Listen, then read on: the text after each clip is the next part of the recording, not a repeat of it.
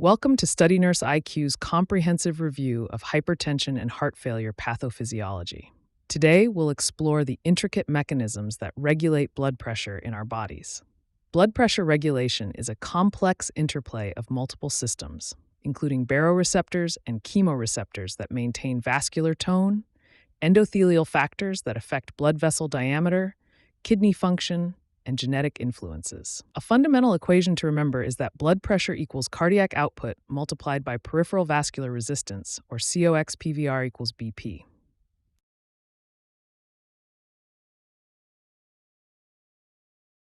In most patients with essential hypertension, we see increased peripheral resistance while cardiac output remains normal. Let's examine the risk factors for essential hypertension. Family history plays a significant role, highlighting the genetic component. African Americans are particularly vulnerable, with hypertension being 4 times more common than in Caucasian populations. Other risk factors include atherosclerosis, salt sensitivity, and obesity.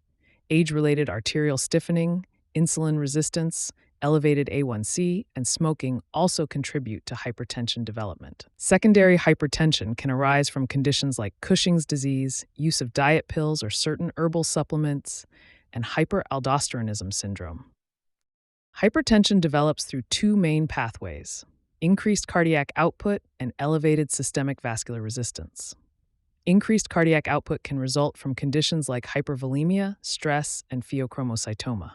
On the systemic vascular resistance side, multiple factors can contribute, including idiopathic causes, chronic stress, atherosclerosis, renal artery disease, thyroid dysfunction, and diabetes. Understanding these mechanisms is crucial for appropriate treatment selection. Lifestyle modifications form the foundation of hypertension management. Weight reduction to achieve a normal BMI of 18.5 to 24.9 kilograms squared can reduce systolic blood pressure by 3 to 20 millimeter Hg.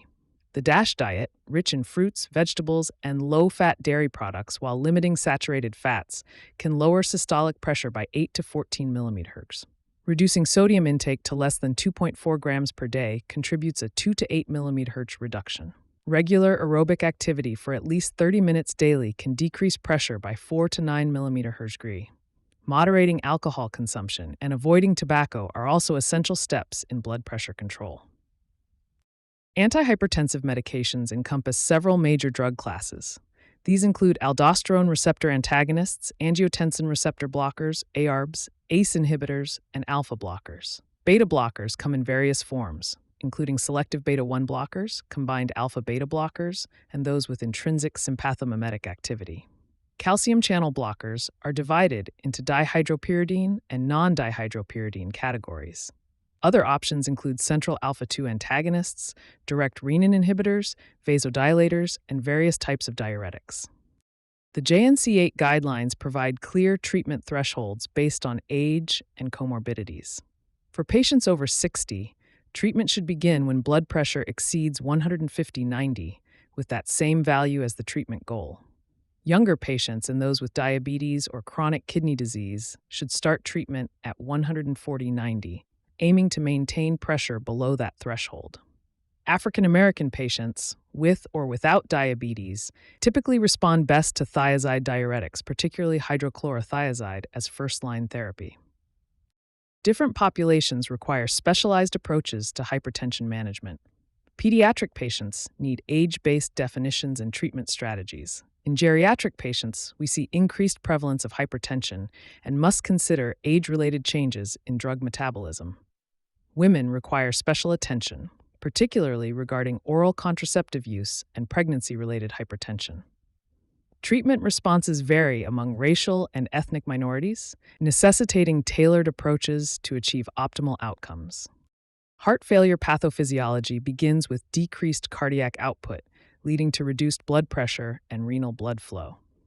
This triggers compensatory mechanisms, including sympathetic nervous system activation, which increases heart rate and contractility. The body responds by increasing preload and afterload, while also elevating angiotensin II levels.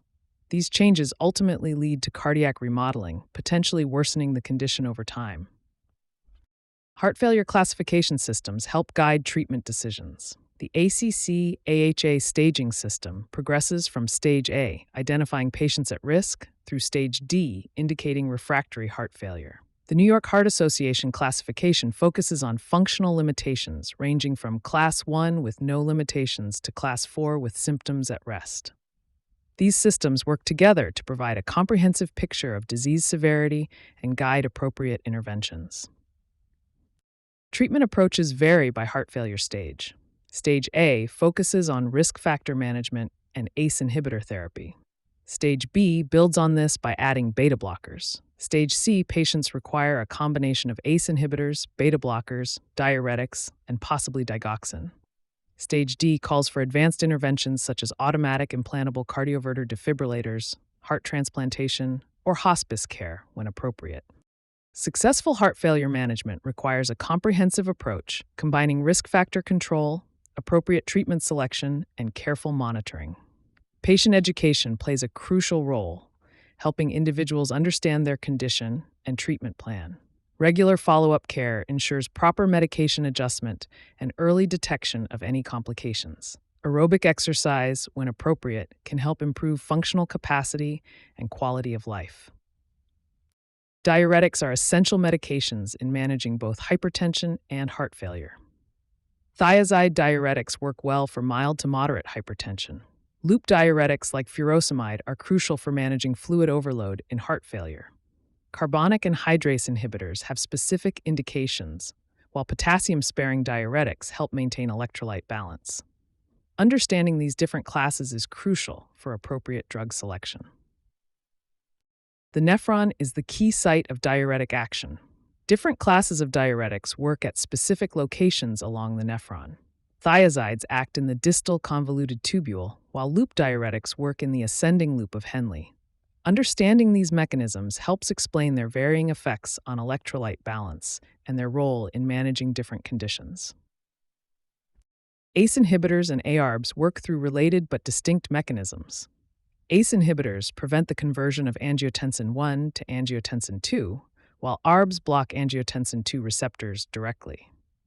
Both result in vasodilation and reduced aldosterone production, but their different mechanisms can affect patient tolerance and side effect profiles.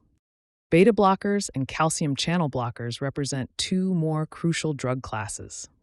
Beta blockers reduce heart rate and contractility by blocking beta-adrenergic receptors. Calcium channel blockers work by preventing calcium entry into cardiac and smooth muscle cells, reducing contractility and causing vasodilation. These mechanisms make them valuable tools in managing both hypertension and heart failure. Now, let's test your knowledge with 3 NCLEX-style questions about hypertension and heart failure. Question 1.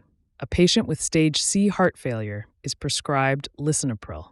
Which assessment finding would indicate the medication is having its desired effect? The correct answer is a decrease in blood pressure and improved exercise tolerance.